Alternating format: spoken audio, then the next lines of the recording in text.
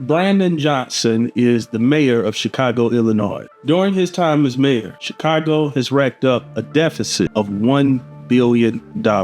One of the main reasons people believe that Chicago has racked up this deficit has been Chicago's status as a sanctuary city.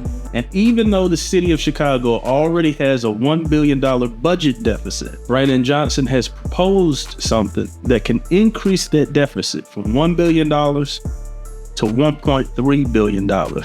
Some of the citizens of Chicago have some major questions for him. We're gonna take a deep look into what's going on in Chicago in this video and hopefully look at it from both sides. Welcome to the Mr. Wilson's Got a Headache podcast. I'm your host, Dennis DeMetis. Check this out. Okay, thanks, Mayor. Just wanted to clarify, are these candidates endorsed by the CTU? You have to ask those individuals. I have not endorsed any of these individuals up here in terms of their sort of political aspirations. What's being carried out right now is my authority as mayor of the city of Chicago. If you want to know this, I am fulfilling the executive responsibility that is given to me by the state law. If you want to find out who CTU is endorsing, go ask the CTU. I'm not the CTU. I'm the mayor of the greatest freaking city in the world, the city of Chicago. Do you have a follow-up? Respectfully. Do you have a follow-up? I do have a follow-up. Thank you. We see that one of them appears to be employed by CTU. Are you able to confirm that? Debbie Pope? Is that correct? She doesn't work for the CTU. Thank you very much. Next person. So according to the mayor, he has the right and he has the authority to appoint board members. And he's 100% correct. As long as the law has been the way it has been, every mayor before him has had the right to appoint board members. In all actuality, it's his responsibility and it's his duty to do what he's doing. That's not the issue here today. The issue is that citizens in that city really believe he has the wrong motives. And with Chicago on record spending billions of dollars on migrants, some people feel that some of this money will be redirected to migrants, putting the citizens of the city of Chicago in deeper debt. And they also believe his motives are more political than anything else. Check this out.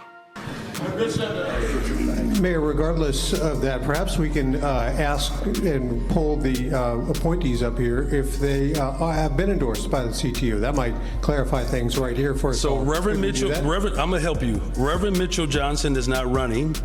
Mary Gardner is not running. Ms. Blaze is not running. Is Olga running? Olga is not running. Who else did I miss? So no one's running. None of them. Wait, come on, you all. Just settle down. Craig has the mic. So no one on here on the stage right now, none of them are running. So, Mayor, to the outside world, this kind of does look like, because the CTU was your biggest backer, to some it may look like a coup by the CTU to get rid of the board members who would not do your bidding and fire Pedro Martinez. Can you respond to that? What's the question? The question is, this looks like a coup by the CTU to get rid of Pedro Martinez. Was there collaboration with the CTU on your part to make this happen so that you could fire Pedro Martinez?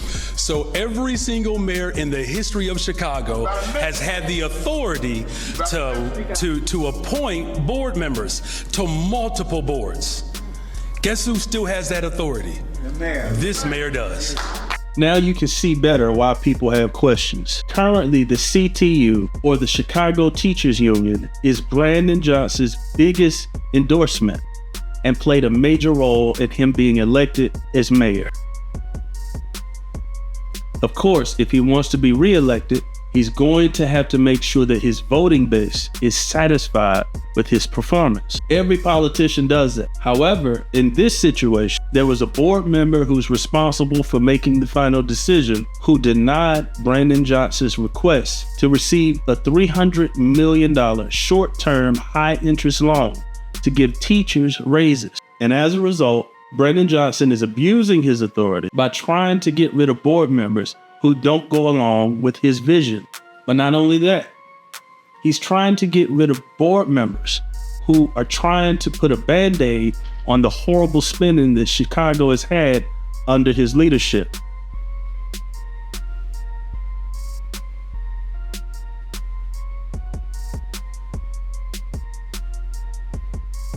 I don't think anybody can deny that $1 billion for any city in the United States is horrible. One of the reporters asked Mayor Johnson a specific question, and he didn't like it too much.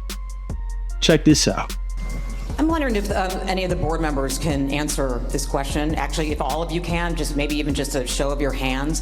How many of you support taking out a short-term, we're not doing that. We're not doing that. We're not doing that. For a teacher's contract? If you have a question for the mayor of Chicago, you can ask me a question. What you are not going to do is litigate what the board has the authority to do once they're appointed. You can ask that once they are appointed. No. I'm not going to do it. It's disrespectful. Do you have a question for me? Okay, I'm sorry that you brought them up here, and it is a Do you have a question for me? Ask me the question. Okay. Ask me if I support, I'm going to help you out. Yeah. Ask me the question if I believe that we should invest in our children and make sure we don't lay off brown and black women. Yes. Yes. I'm not going to tolerate cuts. That's what the issue has been in this city. You know what a better question would be? What are you willing to do with your power to ensure that a school district that stuffed black children in Willis wagons? What you should be asking me is, what are you willing to do when you had a district that have laid off black women? You should be asking me, what am I prepared and willing to do to ensure that our children get the education that they deserve? Anything necessary. In my opinion, Brandon Johnson is pandering to teachers and black women. And the only reason his argument has any validity is because people would be laid off. But he's not drawing the connection to his own actions that led to the $1 billion deficit and the reason why people would be laid off. It sounds good to say you want to save jobs, but in a hard time, even you and I in our own personal finances, when things get tight, we all have to cut things. We don't feel bad for Netflix when they take the price to $25 and all these other companies that we subscribe to take their prices up and you have to make a decision who you want to cut. When you make that decision to cut something off because times are hard, if enough people make that decision at the same time, it's undoubtedly going to cost jobs for someone else that you never see. All of us make these decisions at some point. And if we look back and we remember that we spent too much money in the past, and that's the reason why we made the decision, we still have to make the tough decision. We can't just keep spending money like we crazy and expect for things to change. And hopefully we change our habits so we won't end up in the same situation. One of the things that sticks out is that he hasn't addressed the $1 billion deficit. He hasn't put forth a plan. I believe in helping people, but I don't believe in helping so much that now I'm in the same situation that they're in. What type of help are you when you're no longer in a position to help? So now you become no help at all. In this next clip, I believe he begins to show some of his motivation. Check this out. I'm going to ask my own questions. Thank you. The next question, I know that you've mentioned several times that you support an elected school board. You fought very hard for it, went down to Springfield.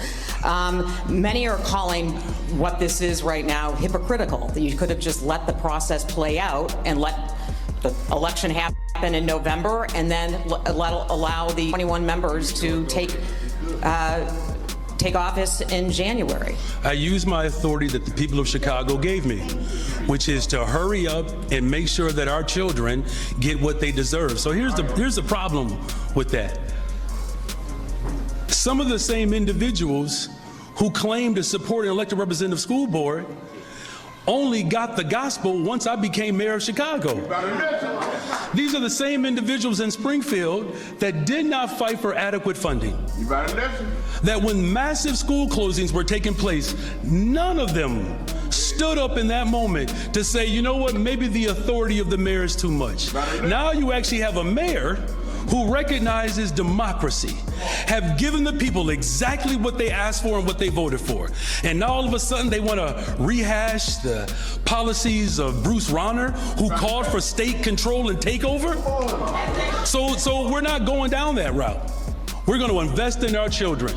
As a parent, as a public school teacher, I'm going to do right by the people of Chicago. The people of Chicago voted for a parent. They got one of their own. I think he just said exactly what he's trying to do. Chicago has a financial deficit. And he said he was trying to hurry up and give children what they need. As I stated before, it's my opinion that he's really just trying to hurry up and cover up a hole that he created with all of this extra migrant spending. Now, if the migrants were paying taxes, the city of Chicago wouldn't have this problem. I do agree that teachers deserve a raise, but I don't believe this is the time when you're already in the hole. And making bad financial decisions is not something that's foreign to the Black community specifically. Now, I'm going to tell you two stories, and I want you to hit the comments section and let me know if you got any cousins, whether you're Black, white, whoever. We all have people who just kind of spend a little bit too much money and always got their hand out looking for something. I'm going to tell you about two different women that I've dated. During 2014, 2015, 2016, she got really upset with me, not because I wasn't handling my business financially. I always did that. But she was upset when she figured out that my extra money was going into me buying Bitcoin. During this time, Bitcoin was around $500 or $600 per coin. I bought dozens of them. Not only that, I was doing dollar cost averaging in the stock market, specifically with a focus on dividend stocks. This woman tried everything she could to get me to stop doing these things. She had her mom talk to me, her stepmom talk to me. She had her friends mention it in conversations when we were out having dinner with other couples. I never changed my path. The fact that I would not listen to what she was saying about my finances and where I was investing my money is one of the main reasons we're not together today. There was another woman I dated after her. She was bad too. She had everything I need. Or so I thought. And I'm not gonna lie. At one point, I began to help her with her bills. And these not some baby bills, because I had it, my house was straight, I was still investing, and I had the extra income to do it. But there's something that she used to say that I should have questioned her about. When I sent some money, because maybe I didn't have time to just get on the phone and pay the bill because I was doing something, she used to say, I'm gonna pay on this bill. And one day I asked her, I said, what do you mean when you say you're gonna pay on the bill? She meant exactly what she said. She never paid the bill fully. She called the line with a sob story and tried to see what the minimum payment was. And a few months down the line, her light bill was hundreds of dollars. And they were talking about coming to cut the cord from the line because she had some cousin of hers come and put some, I believe it was some copper in it to get the power back on after it turned off, because she didn't want to tell me about the fact that her decision to pay on the bill ended up getting the bill to a place where it was so outrageous that it was more like paying rent. These types of behaviors with money is something that is plaguing the Black community. Right now, there are people that you know, it might be you. There are people that we all know that whenever they step outside, they got Louis Vuitton on, they got Gucci this, they got all this stuff on, and they look good on social media, but all of their bills are behind. No savings, no investments, no stock portfolio, no 401k, no Roth IRA, no Bitcoin, no crypto, none of the little small coins, no gold, no silver, no platinum, no palladium. They're living paycheck to paycheck because they're doing exactly what we're saying, not only in the city of Chicago, but in the city of Dalton. I want to know what you think about it. Do you agree with what I'm saying and my personal opinion about what happened? Or do you disagree? If you disagree or agree, the comment section is open. Please remain respectful in the comment section. Like, share, comment, and subscribe. And as always, I'll see you in the next video.